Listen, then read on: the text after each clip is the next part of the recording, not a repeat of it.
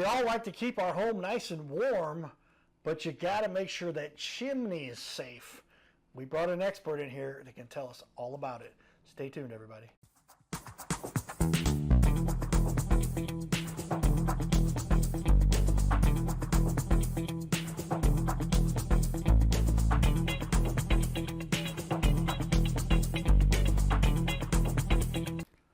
Welcome, everyone, to the Your Little Castle Show. Yours truly, Carter Rethwish, Cardinal Cowboy. My buddy Gino is in the studio here.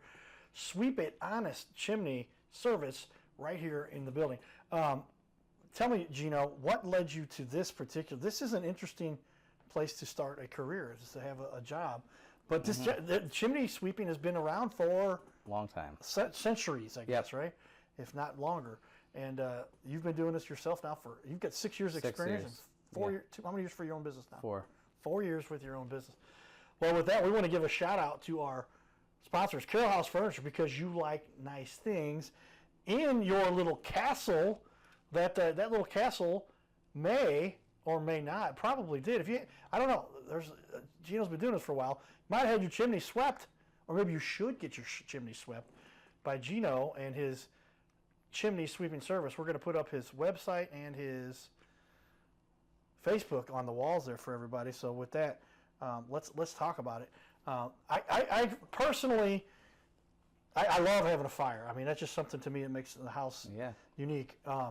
Get that smell, is the connection with nature. But how many people don't realize they have a little bit of a risk?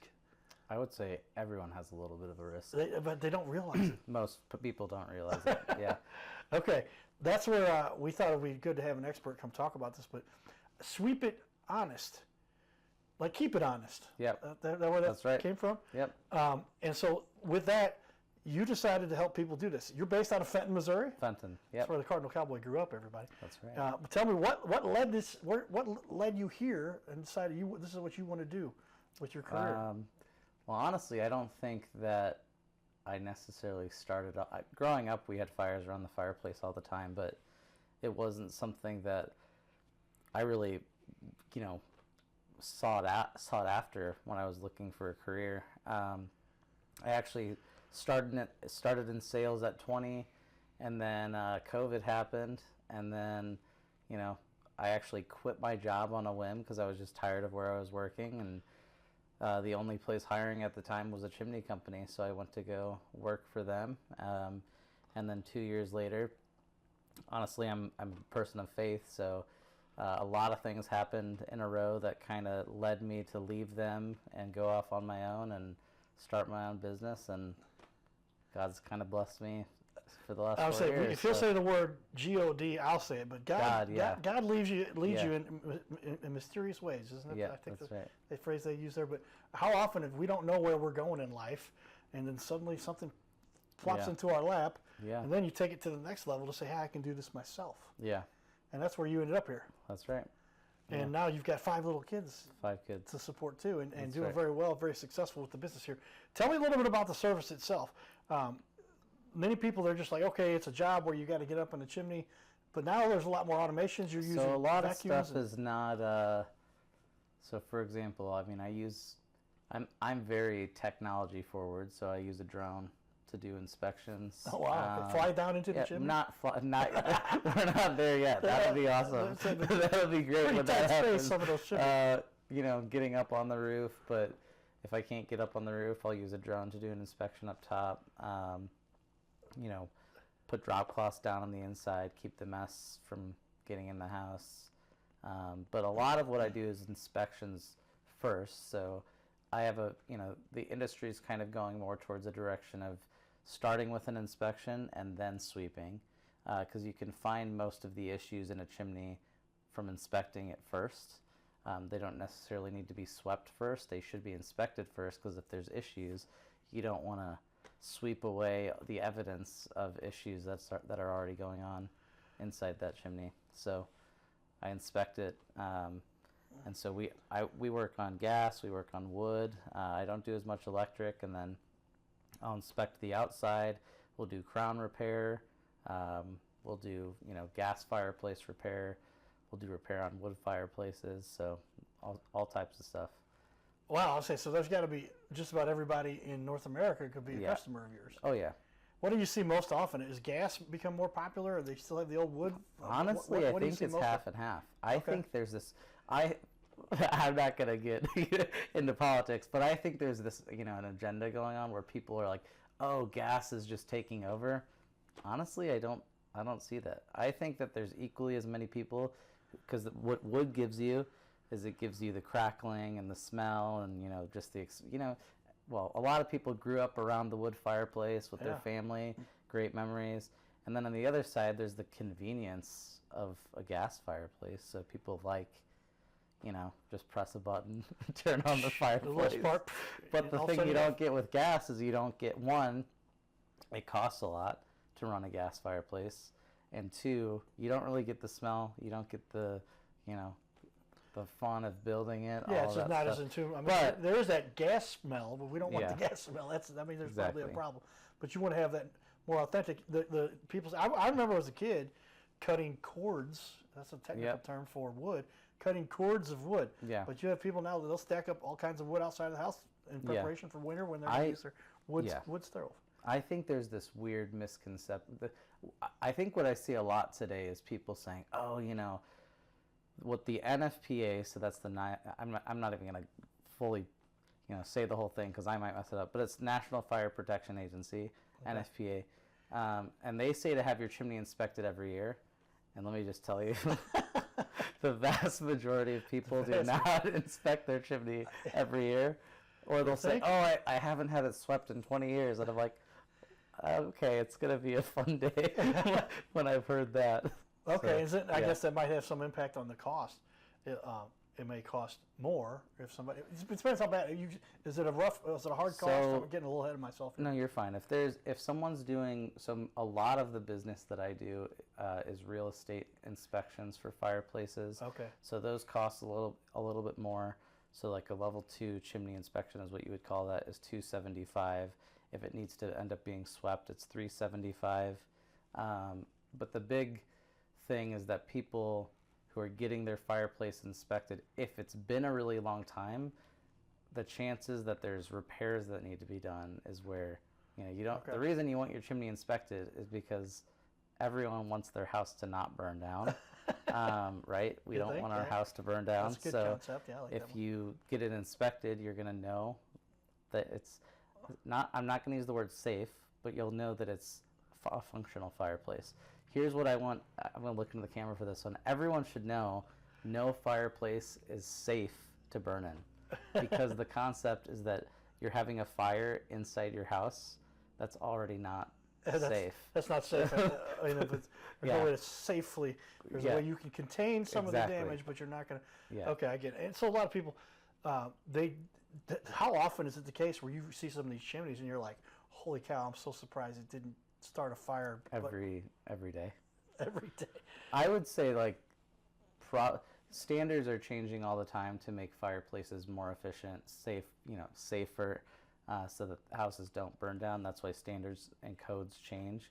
But I would say probably 70%, I'm throwing a number out there, 70% I would say of masonry fireplaces need repairs done. So what kind of repairs are normally So- having to be done? Is there like some of the support beams are falling So apart it's not inside? support. So like you have a brick chimney, for example. So you would see things like in a masonry chimney in your firebox. You can see those issues yourself. You would see mortar joints starting to fall out, bricks kind of coming forward. Bricks can be cracked. And so here's the thing. It's like the analogy I always give is if you're driving down the street and you see a roof, you look at your roof every time you drive home. You're not necessarily every time looking up, you're like, "Oh, look at my roof, it's so beautiful." But over a year or two, you look up and you're like, "Oh, my roof kind of looks like it's worn out a little bit. I should probably have it checked out." The difference is that a chimney is behind walls and behind brick, so you're not every time you walk by your fireplace thinking, "Oh, I should just go look inside my chimney." And that's the difference, is that it's kind of out of sight, out of mind. So you're not Right. thinking about there can be issues behind those walls that you don't see. And plus, on your roof, you're not burning a roof exactly. bringing a fire on your roof, but Yeah. inside a chimney. It's a controlled. So your chimney, your home inspector is not finding these problems. So if you hire a home inspector, and I work with a couple really big home inspection companies, I do all of their chimney inspections. If they walk in and they look at your fireplace, I guarantee you that they're not finding the issues, because they're just looking at what you can touch. But where most of the issues are is inside the flue, which I run. I have a 360 camera that I run up through there, so I can see every single corner of inside the fireplace, and that's where the majority of issues are. So, for example, you have inside of a masonry chimney and a factory built chimney, which is probably what you have in your house. Probably. So masonry chimney, you've got they're built with 3 to 4 foot sections of clay that stack on top of each other, and then there's mortar that kind of seals it and makes one big flue pipe, not flute, flue pipe, Okay, right. all the way up, and that's what contains fire and heat going up through there. So what happens is over time, there's always airflow going up through that chimney, so that airflow will erode the mortar, and then holes form inside the mortar, and it has to be relined, and that's a big repair that has to happen. Yeah, because now you're making me think. You get a piece of mortar or a brick that's loose or moved, or then you're letting heat go straight out into what might be a wood structure that's supporting it, and wood tends to burn. So there was, I think this was probably 4 or 5 years ago, Rachel Ray had a house fire. I don't know if it was on the news. Yeah, Rachel Ray's the cooking lady. Like, she has a show and stuff. So she had a chimney fire, and if you listen to what she said on the show, she said, "Oh, my house, her house burned down," and she talks about what happened, and you watch it, and instantly I knew exactly what happened. When she talks, she says that, she was at her stairs, she heard a roaring sound from the attic, and she said she got it serviced every, twice a year or something. But what she said in that video is a lot of times what happens in a chimney fire is it starts in the flue, it has mortar joints missing, then that heat transfers to, whatever's surrounding that chimney, and a lot of times it'll happen in your attic, and then it burns itself down. So, and the only way you would know if you have those issues is to have someone come and, do a level 2 chimney inspection. A level 2 chimney inspection with somebody, and you're taking high definition 4K, 1080 at least, cameras, and running them up there. And you do all three-dimensional. They go all around, everything, all sides. And up, down, left, right, all the corners. You can sense these things. That sounds like something that might do the job versus somebody kind of giving it one of these good old, hey, have you had a fire here? Did it burn down last time? No. How often? But you're saying, I guess so many people don't do these inspections, and they've got a potential major fire hazard in their house, and they don't even know it. It can be really expensive too. As far as what I find is that a lot of people will forego a chimney inspection when they sell their house, and I would highly recommend. I'm not just saying this to get business, but if I'm going to buy a house, and later someone comes around and says, hey, your chimney needs $30,000 worth of repairs, you're not going to be, as the person buying the house, happy that chimney has $30,000 worth of repairs. But there are a lot of times where I come in and there's issues with it, and it's been like that a long time. They never use the fireplace, but that's why you get the chimney inspected, so you don't have those things. Yeah, this isn't covered by any fine print in a home purchase. If you ask for that, they get it. If you don't ask for it, it's on you afterwards.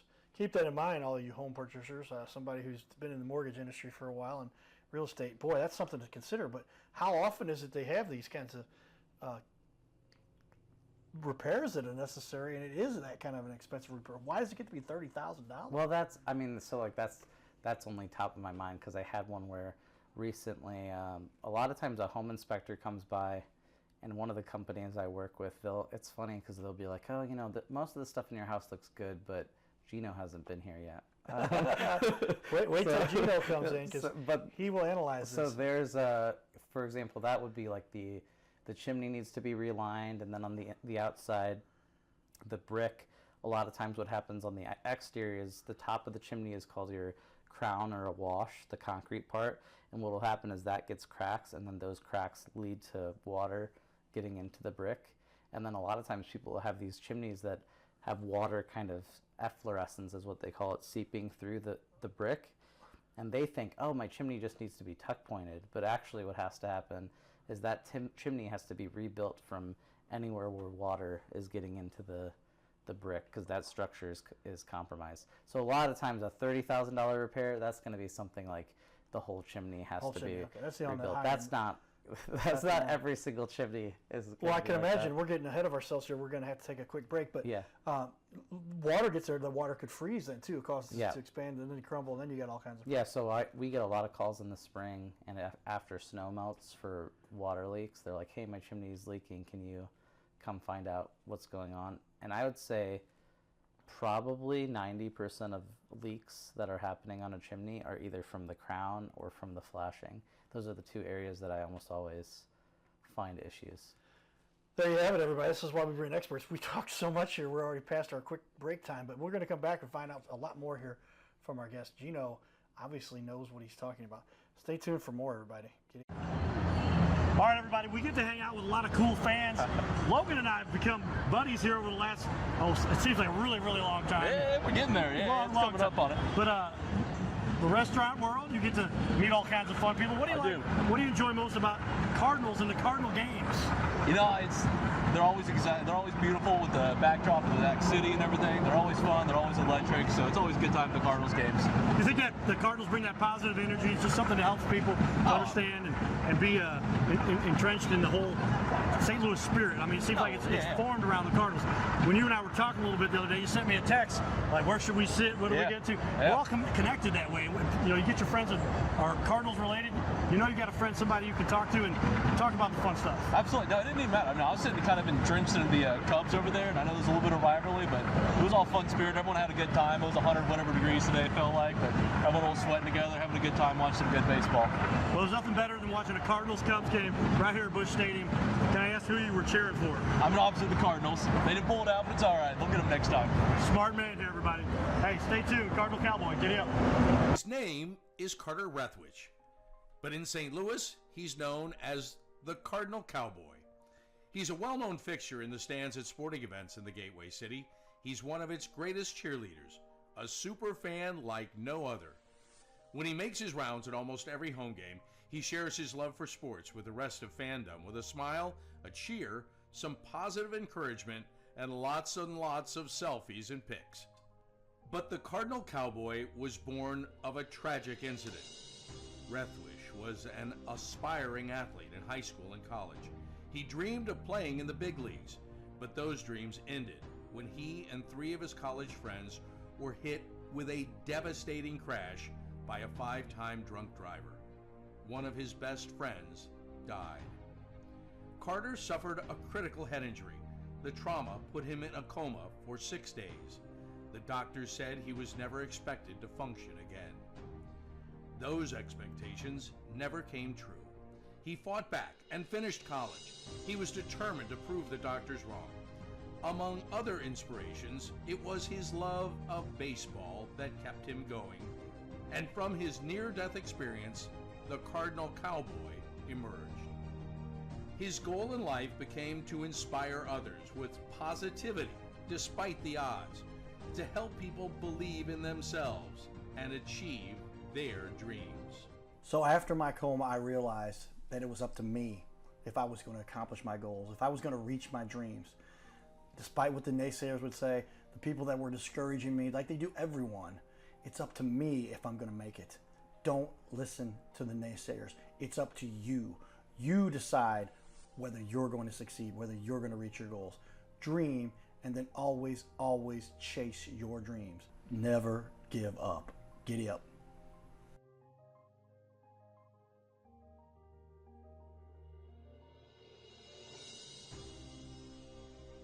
Hey, we're looking for the small business owners and leaders in our community to be on our show. This is the Your Little Castle show. We air 3 times a week, every week on ABC, and we would like to put somebody you know, or maybe it's you, who's a business owner to be on our show. You'll sit right here in our guest chair, right here, sitting here talking to us. We're going to put on the wall your website and everything about you and highlight you as a leader. Fill out the form you see here on our website. It's bigleagues.com, and if you go to bigleagues.com, fill out this form. It takes just a couple seconds, and you can even schedule yourself right here. Schedule yourself to be on the show. And there is no charge for us to record you. There's no charge to be in the studio. Check it out if you would like to be on. Fill out the form again, bigleagues.com. This is where we can turn any interview into a series of clips. Check that out. Go to bigleagues.com. So there you have it, everybody. We talk about how media has changed the way the world functions. We're going to get into that a little bit more. But we got so carried away with our first half of the show conversation here with Gino that I didn't get to ask a couple of my important questions. Number one, your passion for this obviously developed. You realize this is a way to really help families, homeowners. Yeah. What is it you love about what you're doing here?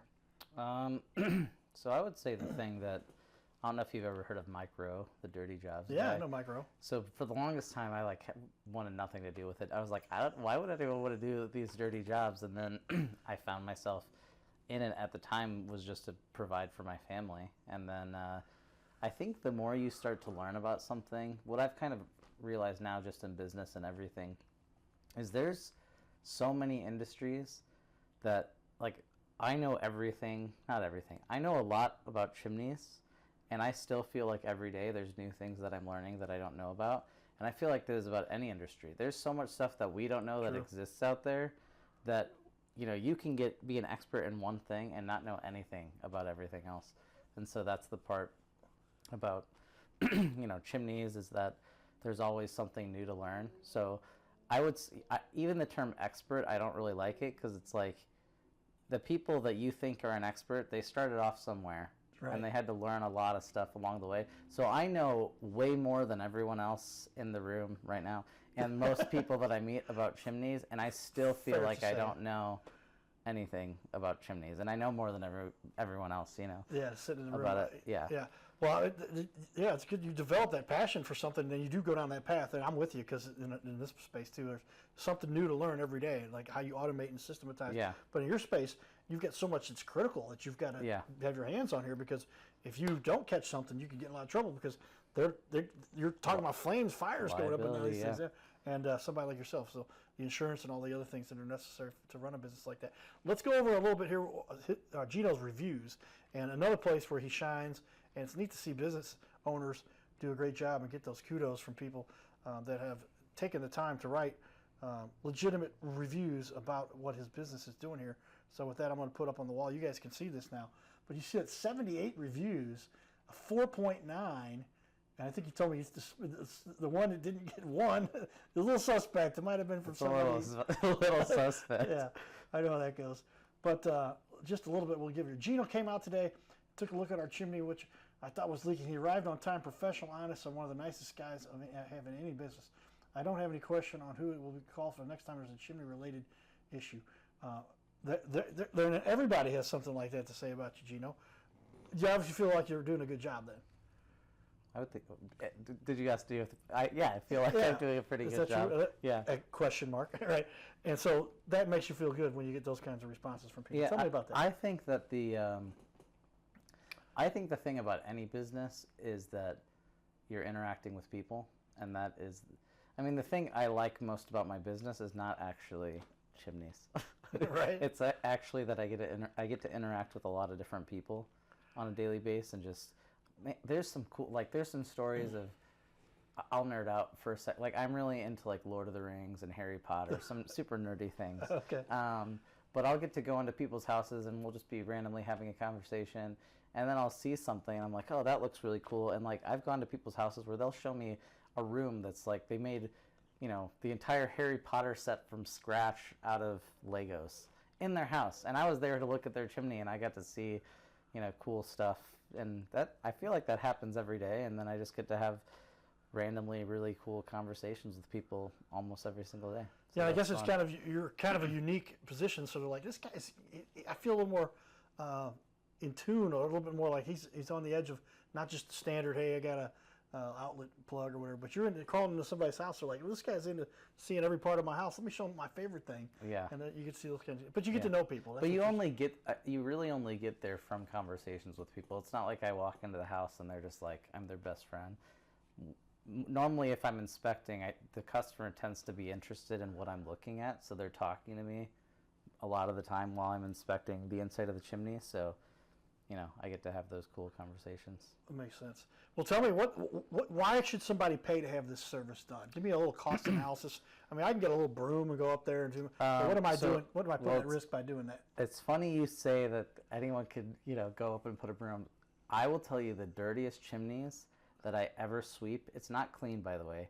It's sweep because there's a difference. After a chimney is swept, it's still going to have black soot all over. So we sweep it because we're trying to get the dangerous particles that can ignite out of there. But all of the people, all of them that say, oh, my grandpa swept the chimney every year for 20 years, or oh yeah, I've done it myself for the last 15 years. Those are always the worst ones. They're always the worst ones. And I'm not saying that because I want you to hire me. There's a ton of chimney companies in St. Louis. Some of them do a really good job, but some of them, right? Some. That's another thing. One, just find a professional. I would say CSIA, that's the Chimney Safety Institute of America. I'm certified through them. I'm gas certified through NFI, which is the National Fireplace Institute. So I would say if you can find someone certified through the CSIA, that's your first step. But the second thing is also, be a little weary of, you can type in chimney sweep on Google and 20 companies pop up. And these days, I have 80 reviews. There's some scam companies on Google these days that have 100 reviews, but they're scamming people when they come in the door. And how I know this is because they come out to your house and they say, oh, well, sweep the whole chimney for $70, and then they get in there and they're like, actually, I have to do a deep clean. It's now going to be $1,000. I'm just warning you, there are for sure scammers out there. Wow. Yeah. So get somebody who's reputable. That's why I say the next question as we finish up our first half hour here. Why should somebody choose you? What is it you feel that you do that separates you from the others? Obviously, you're very knowledgeable, seem very straightforward. But what do you think you do best? What do I do best? My reports are very thorough, but also, if there's anything we ever mess up, it is a small business. You can call us directly. If I mess something up, I'm coming out to your house, as many times as it takes to fix it. If you're unsatisfied. So. Yeah, so we talked. That's one of the last questions I have here before we finish up this half hour, and that is, what's it like being a small? And can you better serve people because you are a small business? But you're going to take care of this problem to the end until there's not a problem. Yeah, that's why exactly. You do have an issue, you fix it. That's right. And make sure, because what's at stake here, everybody, potentially is somebody's house might burn down. We don't want to have that there. That's right. I'm just a video guy, so if the video doesn't work, okay, we'll re-record. Yeah.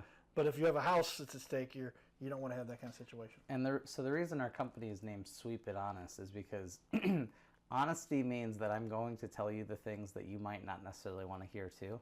And honestly, that's the part of my job that's really hard. Is sometimes I'd be like, "Hey, you need a $30,000 repair," but I'm not going to hide the fact that you need those repairs. Stay tuned for more, everybody.